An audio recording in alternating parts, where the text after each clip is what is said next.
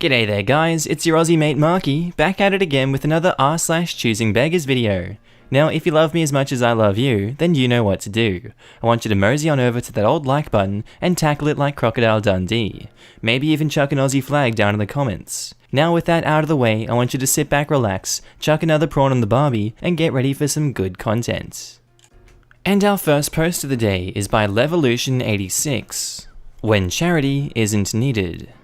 Morning Reddit. On phone so meh and very poor at grammar, slightly long story. Background. I work for a kitchen appliance shop in the UK. I come across ChoosingBeggars a lot. Like every day. E.g., they ask, how much for cash? I've seen that cheaper elsewhere. My cousin's auntie's dog's owner bought a kettle from you, so can I get a discount?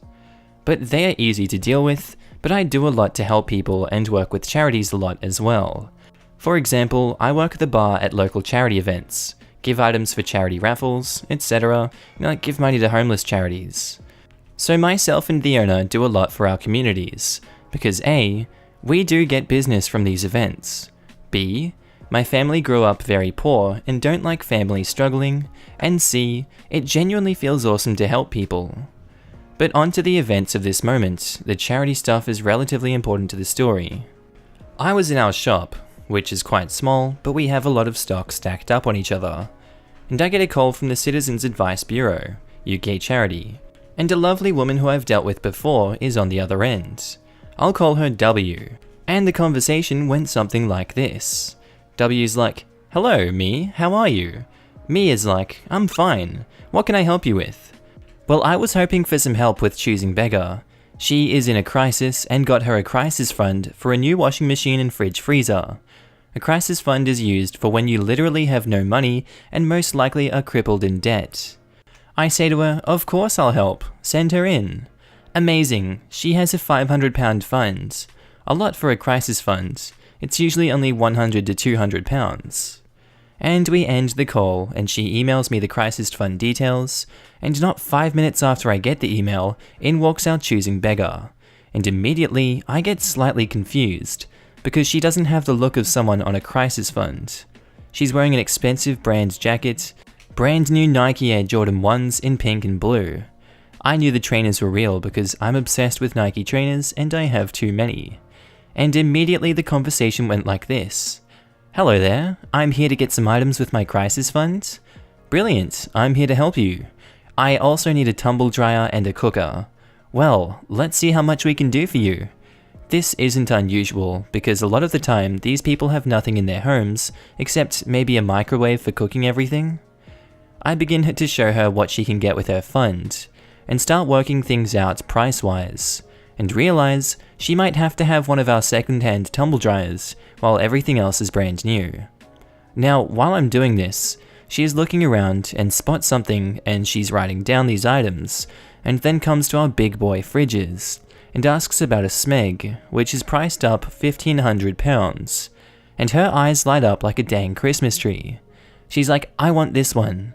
I tell her, that's our most expensive fridge. Yes, but look at it. And I want that cooker, £800, and this tumble dryer, £300, and this washing machine, £430.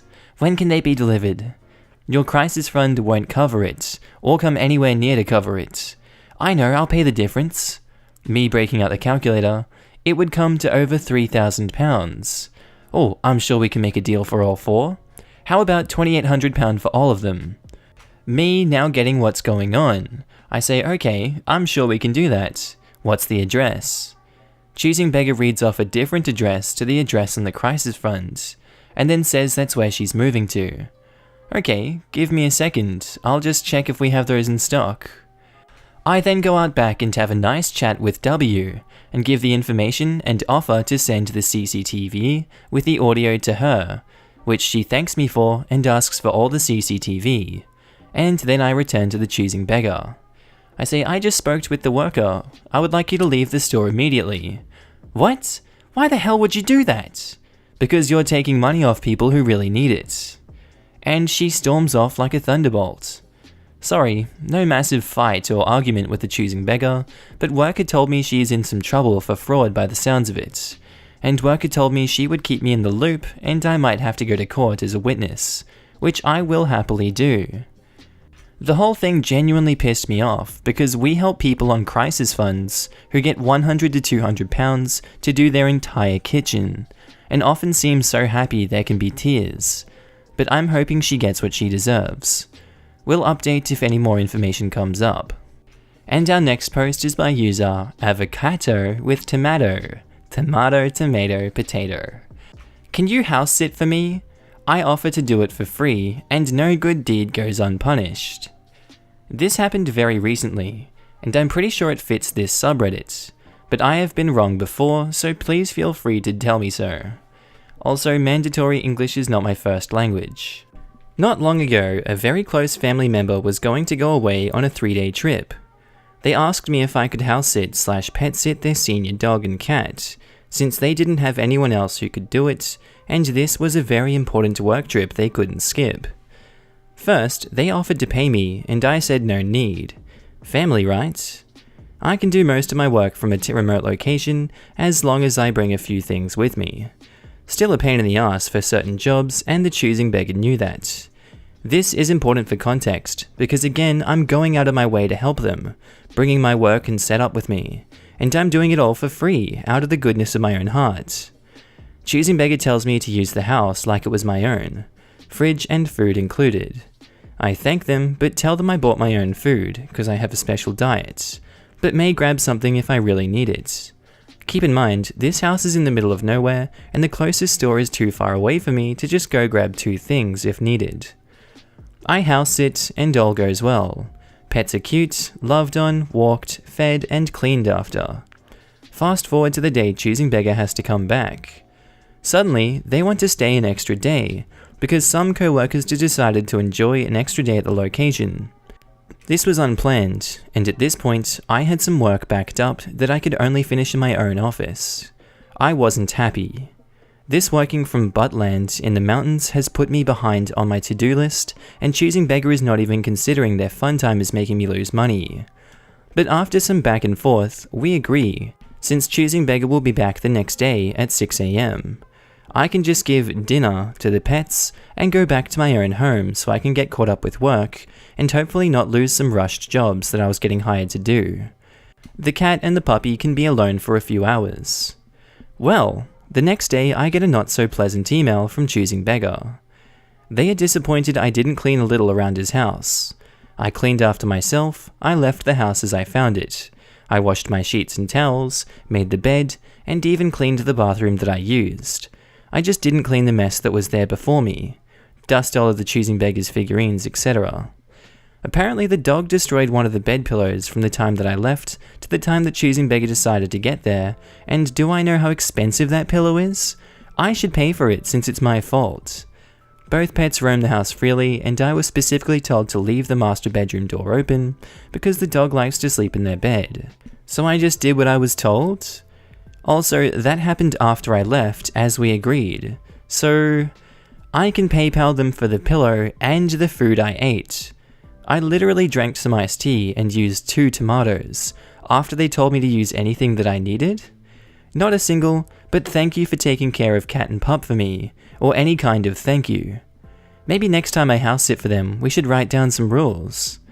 Oh, don't you worry, Choosing Beggar, there will not be a next time. Smiley face. And our next post was by user Hetson, titled, "You will give me my money back." Hi. Okay, so I'm an autistic kid and I love computers and servers and I like building them, fixing them, everything. Occasionally, I get computer parts or broken computers from friends. I look for really good deals on GPUs and motherboards and CPU combos on Marketplace, and there is a computer company that before tossing out their old computer hardware, drivers, SSDs not included, they call me so I can pick it up. I am doing this so I can sell relatively cheap gaming computers to kids, and also to try to make a buck for myself. So this kid contacted me because his friend had bought a computer from me, and was really satisfied with his purchase. He told me that he would like a computer for around €500, and all he said was that he was playing some ugly cheap Call of Duty clone. Sure thing, bud, I thought to myself, and was starting to look around for parts. Around a month later, I got a hold on an i5 4670K, Asus ROG motherboard, 16GB DDR3, and all these other specs. Even though this kid didn't know much about computers, I still said that I can give you a computer with these specs for 450 euros. He said it was good, and I went on building this little beast. Since I knew that I was getting more money than I usually get for computers, I put some extra love into this one. I made custom sleeves for power cables, I routed the cables for amazing airflow, I even put some extra 120mm quiet fans in the front so that it would be nice and cool. The computer was done, and I did a 48-hour stress test on the components like I always do. Kid was supposed to pick the computer up after a few days, but he said that he couldn't. Luckily, I was going to a friend that lives around 200 kilometers away from me, and his place is somewhat a 40-minute drive to get to this kid. I drive from my friend's place with a computer and deliver it, and I get my 450 euros plus 20 euros that he said he could give me for delivering the computer.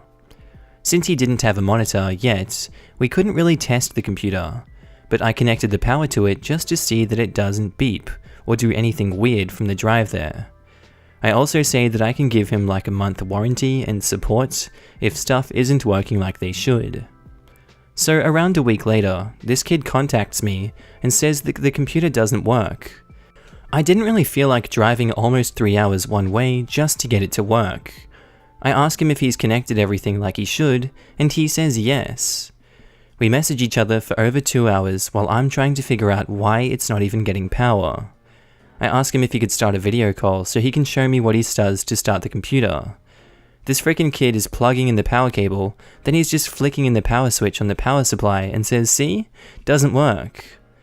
Add 30 minutes to this while I'm trying to explain to him that the power button is on the side at the front of the case, and he's just, "Nope, there's nothing there."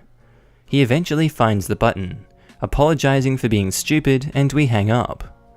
Fast forward a few weeks, he tells me that one of the radiator fans is making weird noises. I don't want to go there again. I sent him a brand new fan for the radiator, and I even pay for shipping. He gets the fan, is happy, all done now, right? Oh no! Fast forward 5 months. He messages me telling me that this GPU is from 2013. I didn't expect an old GPU, and the computer is really slow. Yes, the GPU is from 2013, but in 2017 it was still capable to play games. It still is today. It performs somewhat like a GTX 1060 in 1080p gaming, and since he was playing some crappy COD clone that got 300 plus FPS with that card, I wasn't really worried. Why he experienced that the computer is slow, I have no idea, since both the HDD and the SSD was brand spanking new.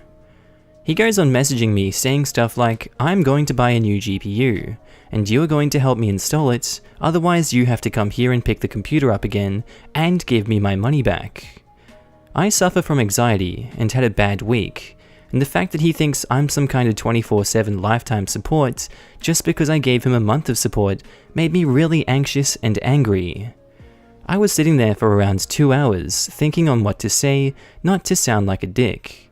I also wanted to help him if he wanted to upgrade his GPU, even after he was demanding this. Then I get a message. "Since you're not replying, I'm going to your house this weekend. You are giving me my money back, and I will give you the computer." This actually made me feel threatened, so I spoke to some friends on what to do, and they said that if he comes, they will back me up. A friend of mine apparently had common friends with this kid, and apparently had a talk with his friend about it. My friend is not someone that you would mess with if you wanted to be able to walk afterwards. After he spoke to his friend, this kid never visited me. To the people that may think I'm a dick, the price may have been a bit over the market value, but he could also made some research of his own. Also, I'm not impossible to haggle with. I've put up computers that people have haggled down to 150 plus euro on.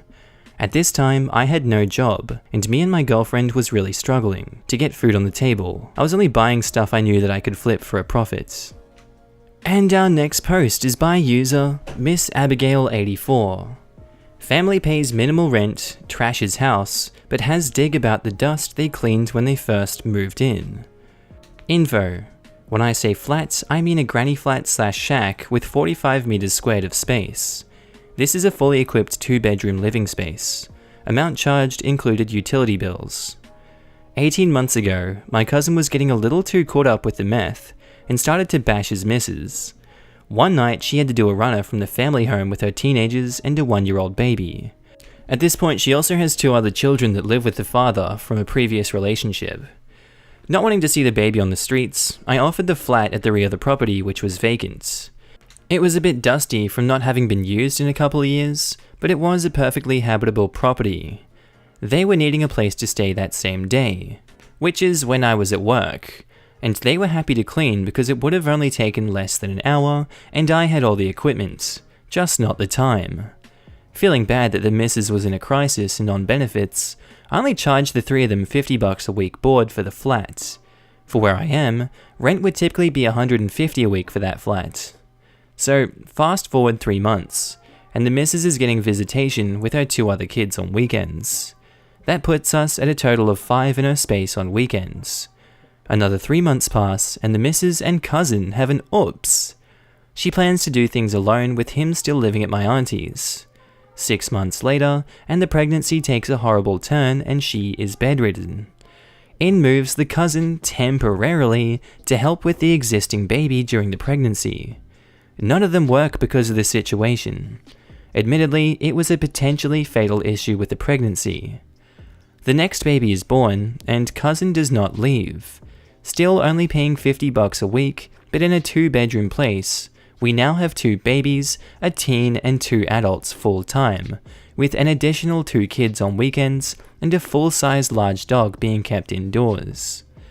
Over the course of the next few months, cousin returns to work, but just as I am considering asking for an increase to the rent, the missus has a mental breakdown and goes to an institute for care, October 2019. Cousin relocates to aunt's house with babies and teen to get assistance during the day. At Christmas, she is released and stays at my auntie's house, and I ask the question of when she hopes to return to the flat. I am advised just after Christmas. New Year's comes, and I ask the question again, told they will be back when school returns at the end of January. So I make a post on Facebook asking if any friends had a spare accommodation for a friend of mine. The missus flies off the handles, thinking that I don't want them back in the flat. Cries to my aunt, who calls my own father, who calls me to ask what's going on. This pissed me the hell off, because this was when the family was aware my grandmother was in her final days. So all family-to-family calls had us in anticipation that it would be the call. I explained that there is no issue and it was completely unrelated, but also bite the tongue of all anger. A few days later, my grandmother passes. Her funeral is delayed by 1 month because cousin and missus have booked a trip to New Zealand, planned only a few weeks prior despite knowing grandmother is in palliative care, and with minimum time left. Again, bite my tongue of all anger. Early February comes, and I've had enough of them paying $50 a week for what is essentially just storage, and being able to go on vacations overseas. After having to force my way through a barricade of chairs, I let myself into the flat to find they had abandoned their bird there. Still feeding it as required, but it had made a mess and the room smelled awful. Meanwhile, it had been a hot Australian summer. It was like 30 degrees every day. So I felt that had been animal cruelty involved. I messaged cousin and asked his intentions, just to be advised they had decided a few days prior that they would move out, and would have their belongings gone within a fortnight. I delete them off of my Facebook friends list because I was still angry with some of their actions. 2 weeks pass, nothing's moved. Another week passes, and they advise my dad they need some more time. Another week, then another. They move some items but re-barricade the entry with a booby trap, as well as shut all windows and curtains. Spotted this through the kitchen window. Finally, on the weekend, I get the message from them that they're gone, but with a snide remark to the effect of they cleaned it and it's better than the filth they moved into. I walk in to find the doors was covered with filth and food scraps. Lino is covered with permanent marker from the baby/toddler, as well as stains that I am certain is partially cleaned fecal matter. The skeleton of a rat that had died in the aircon vent in the kitchen. Aircon had been used regularly, and I knew they were to blame for the rat issue last year. There's black mold in the bathroom, and my poor upright Dyson was emptied 3 times just to remove the surface dirt. The fridge is a write-off entirely. I opened the door, closed it, and it's going to the tip. All food is gone though, thankfully. I was stupid for trying to help ensure my cousin's baby was not homeless, because in the end I was royally screwed over by someone who couldn't see what was done to help. Just that I didn't take a day off work to clean dust before his family moved in. Oh god, no, that's the type of drongos you'll get back in Australia. This sounds like a Queensland crowd. I'll take the hit for this one. Some pretty scummy people there, but it could be the Victorians, you never know. Tell me what you guys thought of this one today. I love Aussie stories. We don't get any Australian stories, so I'm going to make the most of it when I do see them. I hope you guys had a good day, night, sleep, whatever you're up to, and I'll see you in the next episode. Bye!